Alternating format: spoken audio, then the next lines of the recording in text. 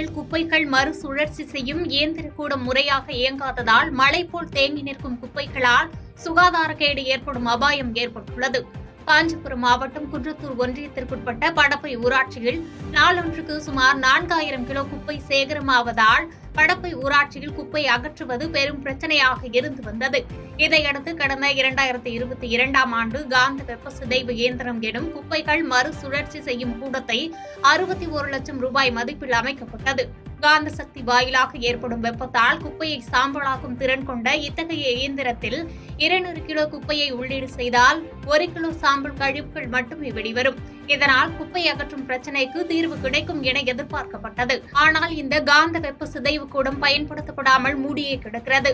இதனால் படப்பை ஊராட்சியில் சேகரமாகும் குப்பை இந்த கூடத்தின் முன்பு மழை போன்று கொட்டி வைக்கப்பட்டுள்ளதால் சுகாதார சீர்கேடு ஏற்பட்டுள்ளது. இந்த நிலையில் காந்த வெப்ப சிதைவு இயந்திர கூடத்தை திறந்து குப்பையை முறையாக அழிக்க வேண்டும் என சமூக ஆர்வலர்கள் கோரிக்கை வைத்துள்ளனர்.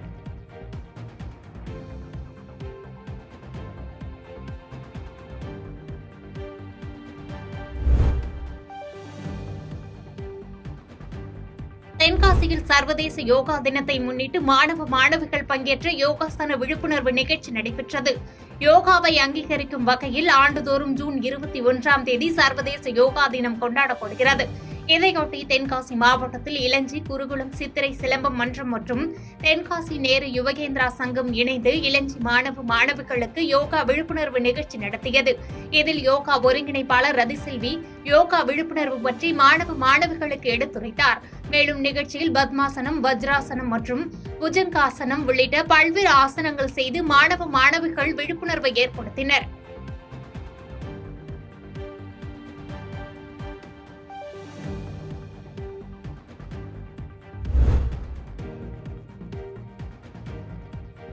சர்வதேச யோகா தினத்தை ஒட்டி காஞ்சிபுரம் ஒருங்கிணைந்த நீதிமன்ற வளாகத்தில் மாவட்ட நீதிபதி செம்மல் தலைமையில் நீதிபதிகள் மற்றும் வழக்கறிஞர்கள், நீதிமன்ற ஊழியர்கள் கலந்து கொண்டு யோகாசனம் செய்து விழிப்புணர்வு ஏற்படுத்தினர். காஞ்சிபுரம் மாவட்ட ஒருங்கிணைந்த நீதிமன்ற வளாகத்தில் மாவட்ட நீதிபதி யு செம்மல் தலைமையில் பல்வேறு யோகாசன பயிற்சிகள் மேற்கொள்ளப்பட்டு யோகா தினத்தில் விழிப்புணர்வு ஏற்படுத்தப்பட்டது. மேலும் இந்நிகழ்வில் காஞ்சிபுரம் பிரம்மகுமாரிகள் சங்கம் சார்பில் யோகாசனம் எவ்வாறு மேற்கொள்ள வேண்டும் மற்றும் மன அமைதி குறித்த விழிப்புணர்வு நிகழ்ச்சியும் சகோதரிகள் நிகழ்த்தினர். இந்நிகழ்ச்சியில் நீதிபதிகள் திருமால், அருண் சபாபதி, வசந்தகுமாரி மற்றும் வழக்கறிஞர்கள் ரமேஷ்குமார், காமேஷ்குமார் மற்றும் நீதிமன்ற ஊழியர்கள் என பலர் கலந்து கொண்டனர்.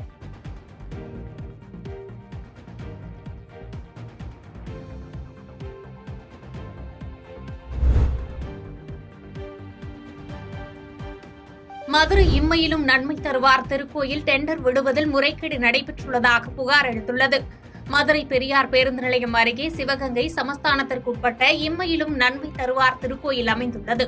இந்த கோயிலில் பல்வேறு பணிகளுக்கு டெண்டர் விடும் பணி தொடங்கி நடைபெற்று வரும் நிலையில் டெண்டர் விடுவதில் பல்வேறு முறைகேடுகள் நடைபெற்று வருவதாக புகார் எழுந்துள்ளது. மேலும் இந்த முறையீடுகளை மேதுகுராணி டிஎஸ்கே மதுராந்தகி நடவடிக்கை எடுத்து மறு டெண்டர் விட நடவடிக்கை எடுக்க வேண்டும் என்று கோரிக்கை எழுந்துள்ளது.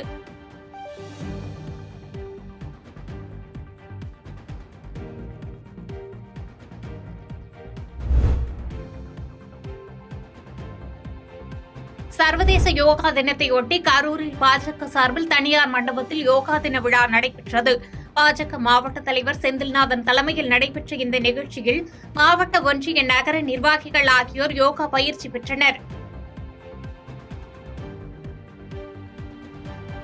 பாதகம் செய்பவரை கண்டால் நாம் பயங்கொள்ளலாகாது பாப்பா, மோதி மிதித்து விடு பாப்பா, அவர் முகத்தில் உமிழ்ந்து விடு பாப்பா. அண்மை செய்திகளை உடனுக்குடன் தெரிந்து கொள்ள இணைந்திருங்கள் இயம்நாடு தொலைக்காட்சியுடன்.